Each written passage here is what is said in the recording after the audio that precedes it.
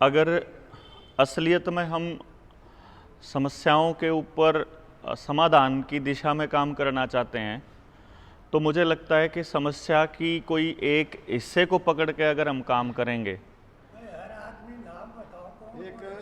Minute रुकिए भाई साहब। आप यही बात प्यार से भी बोल सकें, आपके बालक हैं, पाड़ का खान ना हो आप तो आप नाम पूछ लो मेरे पे, भी तो पूछ सको आप। न्यू थोड़ी हो न्यू थोड़ा आगरा जी, आप कितने बुजुर्ग हो? कोई बात नहीं, तुम्हारा नौजवान है, कोई बात नहीं, ये आपके चाचे था वो। न्यू थोड़ा करा हैं अपने बालका न्यू थोड़ा सिखाओगे आप बोलने। आदरणीय प्रधान जी, आज की सभा के अध्यक्ष हमारे बहुत ही तकड़ी खाप के प्रधान हैं प्रोफेसर बलवीर सिंह। और भाई मैं भी अपना परिचय बता दूं, बलवंत आर्य, गांव है मेरा शीशर खरबड़ा, सरोखा पंचायत मैम 24 का ऑर्गेनाइजर, और आज भी 80 साल की आयु होगी। जिंदगी में हमारे प्रोफेसर साहब तो बचपन से जाने हमारे साथी हैं, कहीं ना तो किते ठेक के लिए, ना किते इलेक्शन में भाग लिया, किते चेयरमैन बन के, सरपंच बन के, मेंबर बन। मेरे गांव का यो लड़का है विकास। आज जो एजेंडा है, उस प्रधान जी ने जो बात कही है, हम उस सीमा के अंदर रह करके ही बोलेंगे ना, तो हमारी बात कहीं न कहीं वही ही सफल होगी। और जब सीमा का उल्लंघन करांगे, बाहर चलांगे, बाहर निकल जावांगे, तो वो तो सिस्टम खराब हो जाएगा। और जो भी यहाँ बोलने वाला जो भाई अपने विचार रखे, खुला मंच है ये कोई राजनीतिक मंच नहीं, ये बिल्कुल प्योर सामाजिक है। मैं दोनों आदमियों से परिचित हूँ। ये प्रधान जी हैं अपने खेड़ा खाप के प्रधान। पंचायत काल भी थी,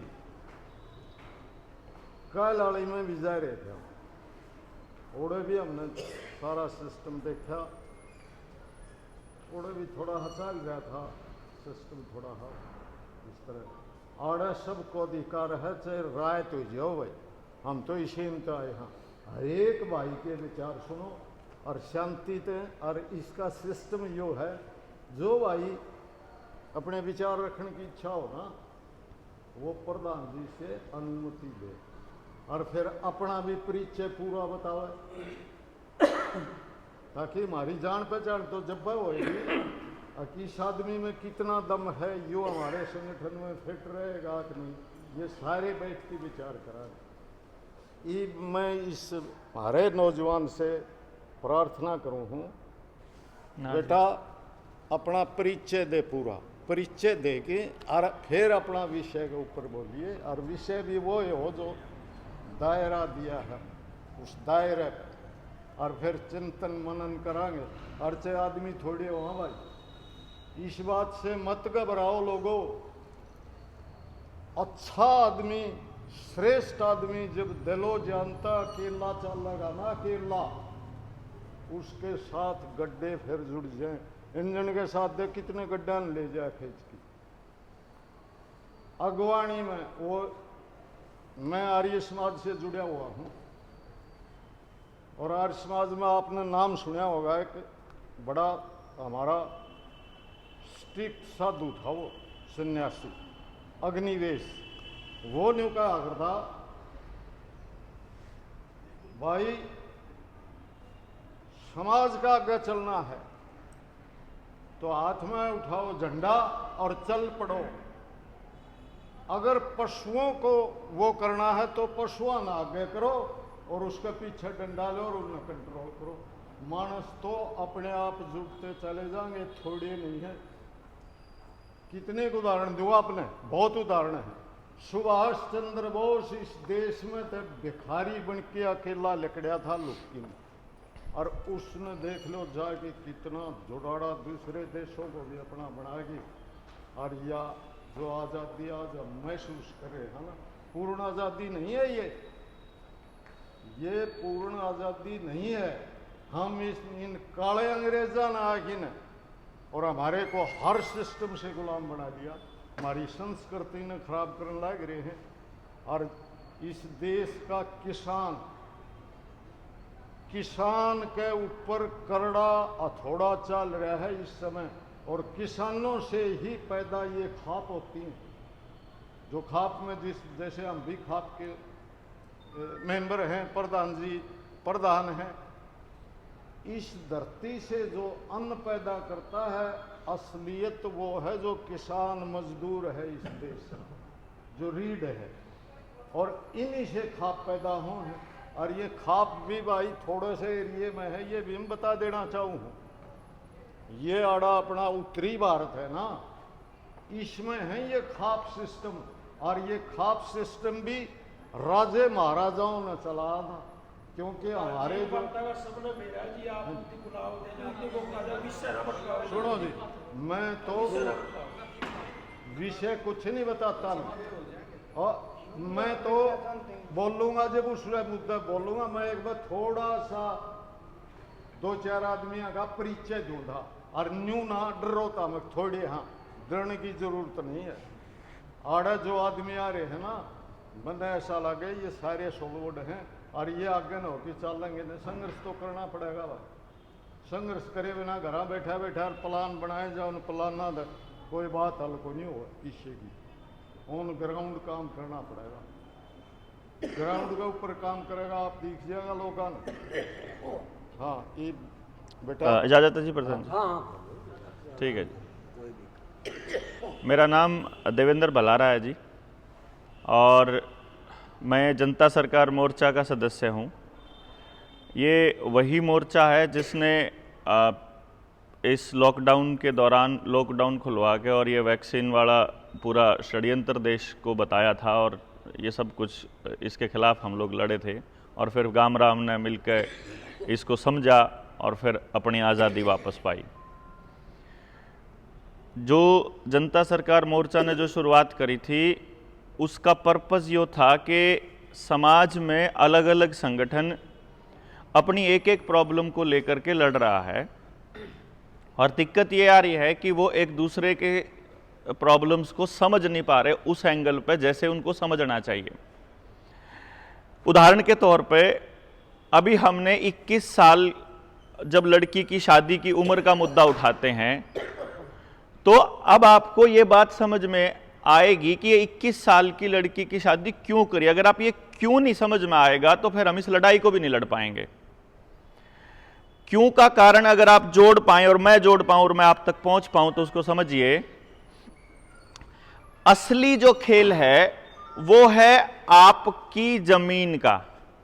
उनको आपकी जमीन चाहिए, किसी भी कीमत पर चाहिए। जमीन का मतलब है कि आपका भोजन।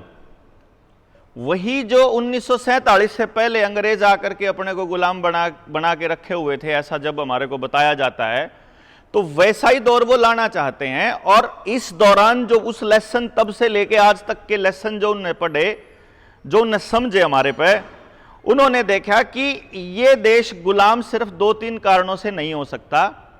उसका सबसे पहला कारण यह है कि इनके पास अपना भोजन, अपने पानी का पूरा इंतजाम है। इनको अपने भोजन और पानी के लिए किसी के ऊपर निर्भर नहीं रहना पड़ता। और दूसरी बड़ी प्रॉब्लम यह है कि ये लोग अपनी सभ्यता और संस्कृति को अपनी अगली पीढ़ी को जबानी कहानियों के माध्यम से ही दे जाते हैं, जिसकी वजह से आदमी अपनी उस गौरवशाली सभ्यता को संभालने के लिए ही लड़ता रहता है, और उस लड़ाई का उसका जज्बा कभी खत्म नहीं होता, क्योंकि वो अपने आप को ये मानता है कि मेरा इतिहास गौरवशाली रहा है। इस चीज में वो हमको गुलाम केवल तब बना सकते हैं जब उनके पास हमारा पानी और भोजन, ये दोनों उनके काबू में हो, और हमारी अगली पीढ़ी तक हमारा ज्ञान ट्रांसफर ना हो, हमारे जो समझ है वह ट्रांसफर ना हो। तो उसके लिए कोई भी तरीका अपनाना पड़े, उनको पिछली पीढ़ी और अगली पीढ़ी के बीच में दरार और गैप पैदा करने के लिए वो सब करेंगे। तो जब 90 के दशक में विश्व सुंदरियां ऐश्वर्या राय और सुष्मिता सेन को लाया गया था, वो सारा का सारा खेल अगर आप समझो आज के टाइम पे पूरे समाज में समलैंगिकता को बढ़ावा देने के लिए, और कोई भी लिंग इंपॉर्टेंट नहीं है, ना पुल्लिंग ना स्त्रीलिंग, ना लड़का इंपॉर्टेंट ना लड़की, इस भावना को बढ़ाने के लिए अब की बार जो 2023 में विश्व सुंदरी का जो प्रतियोगिता हुई थी, उस प्रतियोगिता में 2 ट्रांसजेंडर्स को लेके गए, 2 किन्नरों को वो लेके गए थे बिल्कुल टॉप के लेवल पे। जिस टाइम पे कीनिया को उन लोगों को मतलब जब साउथ अफ्रीका के जंगल और कीनिया को जब टेक ओवर करना है और वहां मार्केट स्थापित करनी है, तो वो स्थापित वहां होगी उसके जरिए। ये लोग धर्म के नाम पर धार्मिक लोग हैं, भगवान को मानने वाले लोग हैं, तो आप लोगों को टेलीविजन के साथ जोड़ने के लिए इन्होंने रामायण और महाभारत जैसे सीरियल की रचना करी थी। पहली बार राम की शक्ल हमने उसी में देखी होगी मेरे ख्याल, टेलीविजन में ही। उससे पहले तो ले राम का नाम, राम राम भाई, राम बरस गया, राम नगर में कर दी, राम न्यू टिमका न्यू। कहने का मतलब यह हुआ कि अगली पीढ़ी की समझ को तोड़ने के लिए जिस तरीके से मीडिया का इस्तेमाल करके हमको यह बताया गया कि जो नई पीढ़ी है वह समझदार है, पुरानी पीढ़ी को कुछ नहीं पता। पुरानी पीढ़ी तो 16 साल की उम्र में ब्याह करके नाश करा कर दी, और 18 साल की उम्र में, 21 साल की उम्र में करके हम बचावांगे। इस टाइप का यो गैप डेवलप करने के पीछे जो मतलब है कुछ और कारण कि आप अपने बच्चों को नौकरी के पीछे लगा देंगे, जमीन बचाने की लड़ाई नहीं लड़ेंगे। जमीन पीछे से हथियाने के लिए हर आदमी को कर्जदार बना दिया जाएगा। अभी आप लोगों को ऐसा लगता है कि सिर्फ मैं तकलीफ में हूं, अगर थोड़ा बड़े परिप्रेक्ष्य में देखेंगे तो आपको पता चलेगा इस समाज का प्रत्येक व्यक्ति अपनी मतलब जितनी उसकी कैपेसिटी है, जितनी उसकी क्षमता है, उससे लगभग 1.5 गुना कर्जे में आ चुका है, कैपेसिटी से 1.5 गुना। यानी अगर वो अपनी सारी जमीन भी बेच के न अगर पुगाने लगेगा तो भी वो पुगा नहीं पाएगा, और मात्र 10% लोग ही, अगर सारा पैसा भारत का इकट्ठा करके भी हम जमा करा देंगे तो नहीं करा पाएगा। अब अगर मैं अपने बुजुर्गों को कैसे समझाऊं कि ये सारा खेल सबको क्रेडिट में लाके सोशल क्रेडिट स्कोर लाने का है, जिसके अंतर्गत सारी सरकारें एक ही तंत्र के पीछे काम कर रही, एक ही तंत्र के अंडर काम कर रही हैं, जिसका नाम है वर्ल्ड इकोनॉमिक फोरम। वो वर्ल्ड इकोनॉमिक फोरम ये कहती है कि 2030 तक हम एक ऐसी दुनिया बनाने जा रहे हैं, पूरी दुनिया की बात हो रही है, जिसमें आपका किसी भी चीज के ऊपर मालिकाना हक नहीं रहेगा। आपके डांगरा का आधार कार्ड बन चुका है, कान्ना पे आधार कार्ड के में लाग लिए हैं, उनकी रजिस्ट्री होकर उस पर लोन लिया जा चुका है। आपके घरों की जो लाल डोरे में जमीन थी वो रजिस्ट्री होकर के उसके ऊपर लोन लिया जा चुका है। आपके गांव की शामलात, आपके स्कूल की, आपके जोड़ की, आपकी बणी की, आपकी गड़ी की, हर जमीन को नीलाम करके उसके ऊपर लोन लिया जा चुका है, और वो जमीन सरकार ने अपने नाम कर ली है। अब वह पंचायत के नाम या गांव के नाम जमीन नहीं है। आज अगर बाजार के अंदर नकली बीज दे अगर कंपनियां, तो उसके ऊपर कोई कार्रवाई नहीं होती है। तो अगर अगले 2 साल तक ऐसे बीज किसान को मिलने लग जाएं जब उसमें फसल ही ना हो, दाना ही ना हो, है तो भारत को भूखा मरने से बचाने के लिए एफसीआई का गठन किया गया था, जिसके पास लगभग 2 साल का 200 लाख मीट्रिक टन अनाज होया करता। आज एफसीआई के पास गोदामों में अनाज खत्म होकर के सारा अनाज अमीरों के साइलोज में जा चुका है। अमीरों के साइलोज की रक्षा करने के लिए अमीर आदमी अपनी पुलिस और अपनी सेना का गठन कर सकते हैं, यह कानून बना दिया गया है। जब भूखा मर्दा किसान साइलों में अनाज लेने के लिए जाएगा तो 4 साल के लिए ट्रेनिंग कर रहे अग्निवीरों को बंदूक पकड़ा के उन साइलोज पे खड़ा कर दिया जाएगा, जैसा श्रीलंका में इस टाइम चल रहा है। पेट्रोल और डीजल बैन कर देंगे 4 साल में, नितिन गडकरी का बयान उसी टाइम आया था जिस टाइम अग्निवीर की योजना आई थी। 4 साल में ही अग्निवीर तैयार हो रहा है, 4 साल में ही आपका पेट्रोल डीजल बैन हो रहा है। बिहार से खबरें आ चुकी हैं कि कोयले की कमी है, बिजली की कमी है। यूपी में आ चुकी है पिछले हफ्ते। अगले 2-4 हफ्ते में अगर हरियाणा से खबरें आने लगे कि कोयले की कमी है और हमारे को बिजली का ब्लैकआउट हो सकता है, तो फिर आप ये सोच लेना कि वो किस तरफ लेकर के अपने को जा रहे हैं।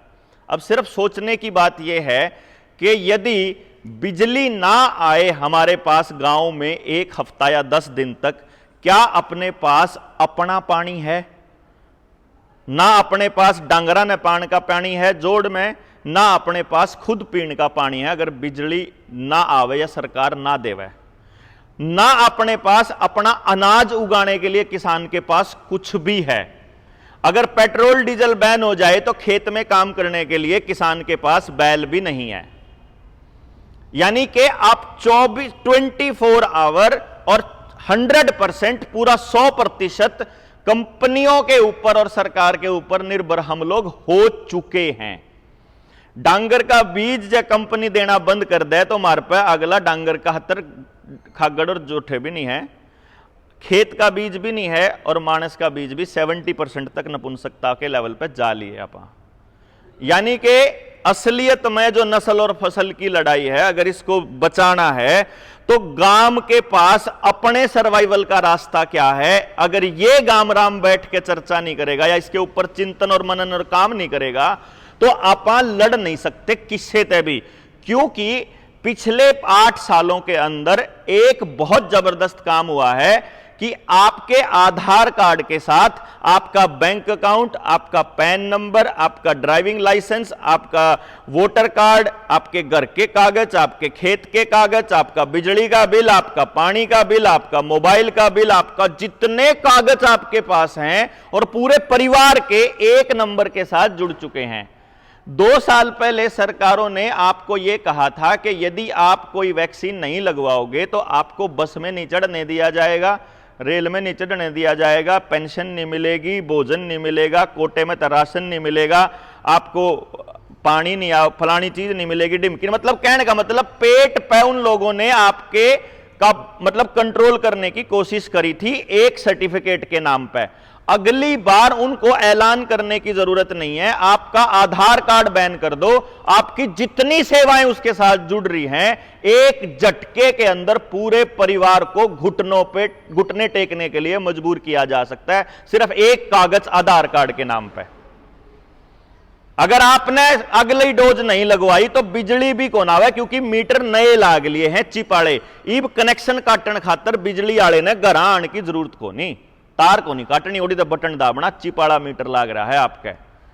पानी के नए कनेक्शन आपके बनन लाग रहे हैं, इब नया कनेक्शन पानी का कटौन लग रहा है। और अगर आपने क्लास स्क्वाब की अगर वह बात सुनी हो वर्ल्ड इकोनॉमिक फोरम में, अभी जिस टाइम पे नरेंद्र मोदी वहां गया हुआ था दावोस के अंदर, वहां वर्ल्ड इकोनॉमिक फोरम ने डिक्लेयर कर दिया है हर देश के प्रधानमंत्री को कि जैसे भोजन की कमी पूरी दुनिया में हो रही है वैसे ही पानी की कमी हो रही है, और इसीलिए पानी की राशनिंग शुरू करनी पड़ेगी। और अब जो नदी है, नाले हैं, तालाब हैं, जोड़ है, बारिश का पानी है, पहाड़ का पानी, झरने का पानी, समंदर का पानी, इसके ऊपर आम जनता का कोई हक नहीं होगा, इसके ऊपर पूरा सरकार का हक होगा। और सरकार इसको मोनेटाइज करके प्राइवेट कंपनियों को देने की प्लानिंग कर रही है।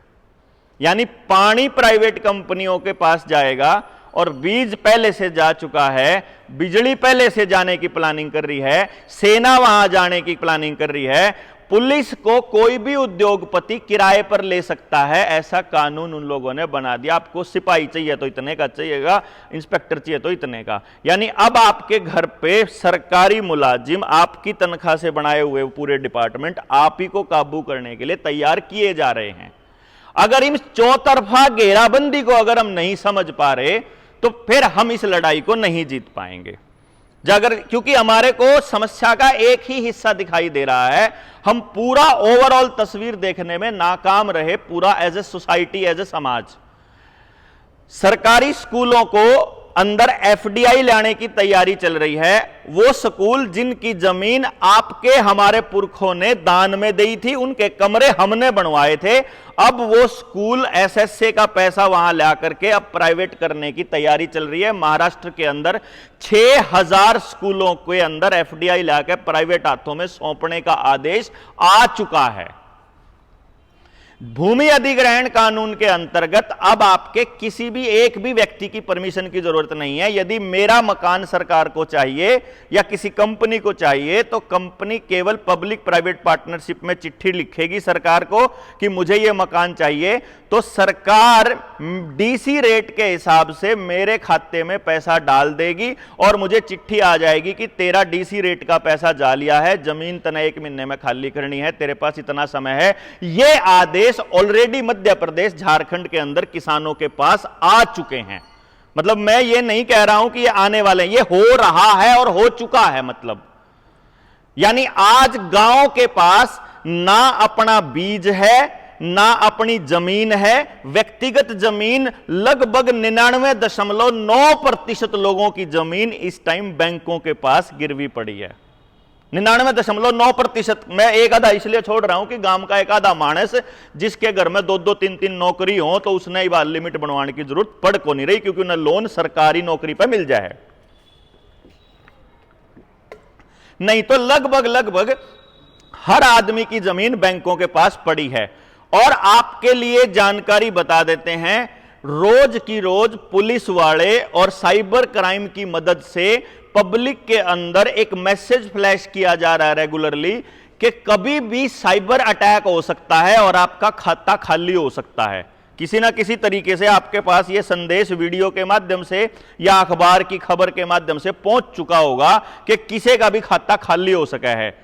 यह खाता खाली होने की प्रक्रिया से पहले सरकार ने एक काम किया है कि आपके खाते में चाहे कितना ही रुपया पड़ा हो, सरकार की गारंटी केवल 1 लाख रुपए की है। ऐसा पहले कानून था, लेकिन अब वो बदल के उन्होंने 5 लाख तक कर दिया कि यानी आपके खाते में 1 करोड़ पड़ा होगा तो भी सरकार केवल 5 लाख की गारंटी देगी। तो यानी 5 लाख तक तो आप सेफ हैं, 5 लाख के ऊपर आपका पैसा बिल्कुल सेफ नहीं है। यह सरकार ऑलरेडी डिक्लेयर कर चुकी है। अब बिजली के ब्लैकआउट की तैयारी भी चल रही है कि 10 दिन तक बिजली ना आए या 1 महीने तक बिजली ना आए तो उसके बाद जनता एक दूसरे के साथ कैसे सामंजस्य करेगी। और उसके बाद जब बिजली आए और जब अचानक से आप अपने खाते चेक करो अपने मोबाइल में और सबके जीरो मिलें तो आपको पता चलेगा कि जितना पैसा हमने देना था उस तक, जितना पैसा थारे खाते में था उस तक फालतू तो हमने बैंक का देना था।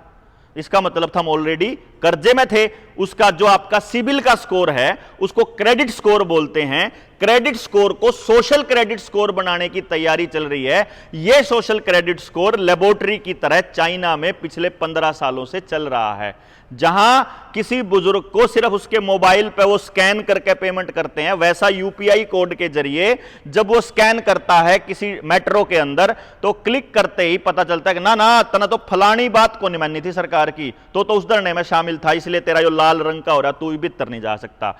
बस में भी नहीं चढ़ने दिया, ट्रेन में भी नहीं चढ़ने दिया, बाकी जहाज तो छोड़ ही दो। यानी आप पब्लिक ट्रांसपोर्ट का भी इस्तेमाल नहीं कर पाएंगे। रोडवेज आपकी पूरी तरह से बिकने के कगार पर है। जितनी बसें थी उन सभी बसों के ऊपर नीला पेंट करा के प्राइवेट बसों पे और पीछे जिसके लाल पट्टी है वो सारी की सारी किलोमीटर स्कीम में चलनी शुरू हो चुकी हैं। यानी आपकी रोडवेज भी बिक चुकी है, आपकी रेलवे प्लेटफॉर्म, एयरपोर्ट जितने हैं, सड़कें तक भी प्राइवेट कंपनियों को दे दी गई हैं, जिनके ऊपर चलने का आप प्रति किलोमीटर किराया देने लग रहे हो। अब ये जो एलिवेटेड रोड है इसको आपने कभी ऊपर से अगर आप देखोगे तो आपको पता चलेगा पूरे भारत को इस तरह से 3 हिस्सों में काटता हुआ। किसानों की समस्या है। बिल्कुल जी, आप बता दो किसान कई बार 1 सेकंड के लिए भी गया हूं तो मैं रोडवेज में किसान का बेटा लाग रहा है जी। एक लाइन भी अगर किसान तक बाहर गया हूं तो मैं बता दो जी। हाँ 1 मिनट जी। चाचा मैंने कुछ नहीं बिगाड़ा आपका, मेरे पे ना छोता रहो भाई। पूरे भारत को समझो जी, देखो ये देखिए एक बात समझिए, मैं आपको 2 चीजें समझाता हूं अगर आपको समझ में आए। अपने घर में बिजली का कनेक्शन हुआ है, एक बल्ब फ्यूज हो जाए सारे घर का कोई फर्क नहीं पड़ता, एक पंखा खराब हो जो कोई फर्क नहीं पड़ता।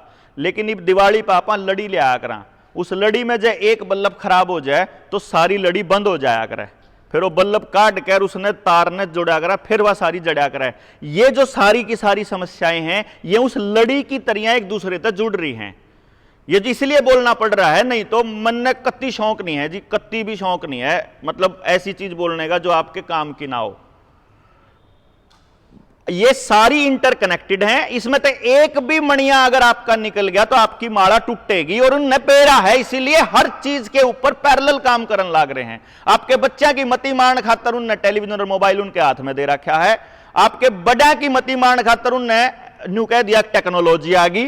किसान ने तो जो है बिना उसके मेरी फसल मेरे ब्यौरे के न्यू कह बोला तेरी फसल को नहीं बिकेगी। उसने न्यू कहा कि बिना इंटरनेट के तू सरवाइव नहीं कर सकता, मंडी नहीं खरीदेगी, और 2 रुपये महंगा जो है वो प्राइवेट कंपनी वाला खरीदेगा। और प्राइवेट कंपनी वाले के लिए नियम बना दिया कि जिस टाइम पे देश भूखा मर रहा होगा, समझियो बात ने, जो खेती के 3 कानूनों में लिख रहा था वो नियम नोटिफिकेशन आ लिया सरकार का। उस खेती के 3 कानूनों में एक बात लिख रही थी एसेंशियल कमोडिटी एक्ट के अंदर, उसमें न्यू था कि अगर देश में एक्स्ट्रा ऑर्डिनरी कंडीशंस हैं, यानी कि सूखा, बाढ़, युद्ध या आपातकाल या चौथी पांचवी स्थिति कोई महामारी है अगर देश के अंदर, तो जब उस टाइम पे कंपनी के पास अगर वो रखा हुआ है अनाज और उधर किसी के पास अनाज नहीं है, एफसीआई के पास अनाज नहीं है, अगर कंपनी केवल एक चिट्ठी दिखा दे सरकार को कि मेरा तो चीन तय 2 लाख मीट्रिक टन का ऑर्डर आ रहा है, मैंने तो एक्सपोर्ट करना है, तो सरकार उसके साइलों में से अनाज लेकर के जनता को नहीं बांट सकती। किसी के पास पैकेट में अगर अनाज रखा है दुकाना पे, पैकेट में होता है सारा का सारा, पैकिंग में अनाज भी और चून भी, वो कंपनी सरकार नहीं ले सकती। लेकिन अगर किसी के पास खुला अनाज पड़ा है तो सरकार धक्के से लेकर जनता में बांट सका है। और खुला अनाज केवल और केवल किसान के कुठले में या उसकी टंकी में होगा। जनाब आपके नहीं समझ में आ रहा है, आपका पूरे अनाज को सरकार जबरदस्ती घर में घुस के लेने आ सकती है, और आपके पास तो उनका मुकाबला करने के लिए जेड़वे और लाठी भी को नहीं रह रही घर में।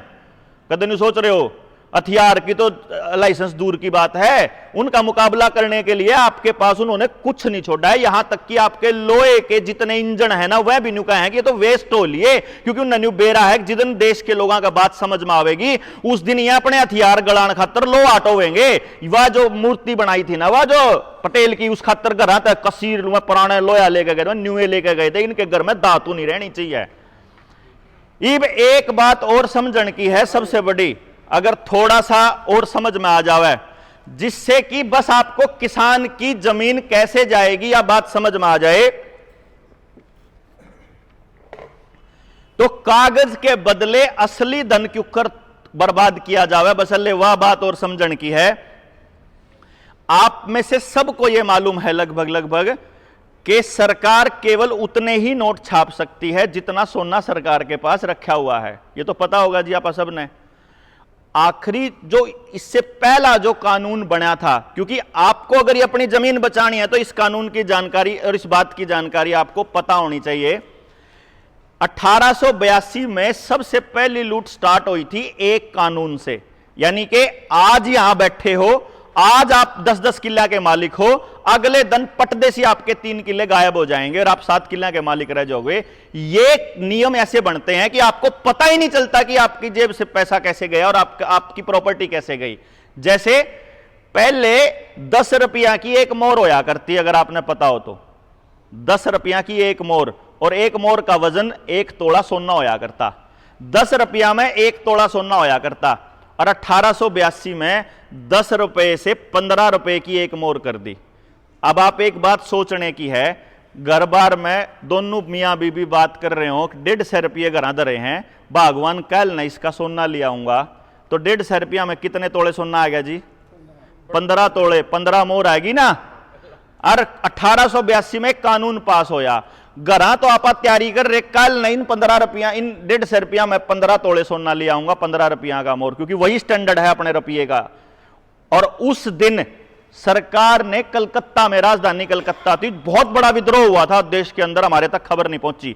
उस दिन सरकार ने मोर 15 रुपया की कर दी। तो जिसके घर में 150 रुपये धरे थे, 150 रुपये तो न्यू के न्यू धरे, पहले तो 15 तोड़े कीमत थी उसकी सोने की, और अगले दिन तड़की उठा गया जब लेन खातर, तो कितना हो गया जी? 5 तोड़े सोना गायब हो गया, एक ही कानून से, एक ही चिट्ठी से। आपके रुपए के बैकिंग में जितना रुपया जेब में होता है, इसके बैकिंग में गोल्ड होता है। और इस टाइम पे जो स्टैंडर्ड है अपना 777 मिलीग्राम 1 रुपए का स्टैंडर्ड है, 1 रुपए का। अब सोचो आप, देश की जनता के पास लाखों करोड़ रुपया पड़ा है, उसकी कीमत के हिसाब का सोने का वो मालिक है। क्यों जी? समझो आप भाई, जितना रुपया पड़ा है उसके हिसाब का सोने का मालिक है ना वो, कदे भी जाकर सोना ले सके। और अचानक से सरकार ये कह दे कि कल से आपके रुपये के पीछे कोई सोना नहीं है, तो आपका रुपया जीरो हो गया जी। रुपया जीरो हो गया और सोना गायब हो गया। जिसने दर रखा था वो लेकर चलदा बना। सिर्फ यही समझने की बात है, आपकी जमीनों को फर्जी पर्चियां छाप छाप के कर्जे में आपको कागज के नोट पकड़ाए जा रहे हैं, जिनकी बैकिंग का सोना वो लोग कहते हैं कि अब हमारे पास है नहीं।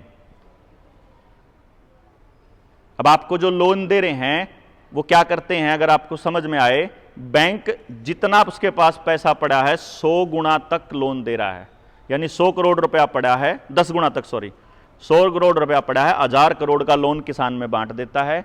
किसान की 25 लाख का किला है, उसने लाख रुपए की लिमिट बना हुआ है और उसने गिरवी दर ले है, उसकी फर्द न उड़दर ले है। क्यों जी? नहीं बन रहा होगा? लोन फसल का है लेकिन गिरवी जमीन पड़ी है। और आज के टाइम पे आप अपने गांव में एक बार कैलकुलेट करके देख लियो, 99% किसान के पास उस लिमिट का पैसा, भरण का पैसा है को नहीं। उसने वो खर्च कर दिया, चाहे मकान में कर दिया हो, चाहे गाड़ी में कर दिया हो, चाहे बड़का की एजुकेशन पर कर दिया हो। आज अपना हर किसान अपनी जमीन लुटाने के लिए तैयार बैठा है। और आंकड़े अगर सरकार के देख लिए जाएं, 34 लाख करोड़ रुपए की करेंसी है भारत के अंदर और 156 लाख करोड़ रुपए का कर्जा है। आपको जानकर खुशी होगी, 122 लाख करोड़ की प्रॉपर्टी नीलाम होनी तय है। और वह अंबानी अडानी की कोनी होगी जी बुजुर्गो, वह आपकी मारी होगी। तो ईबज लड़ाई तो न्यू तो समझ मानती हो कि यो आधार कार्ड के है और यो वैक्सीनेशन क्या है।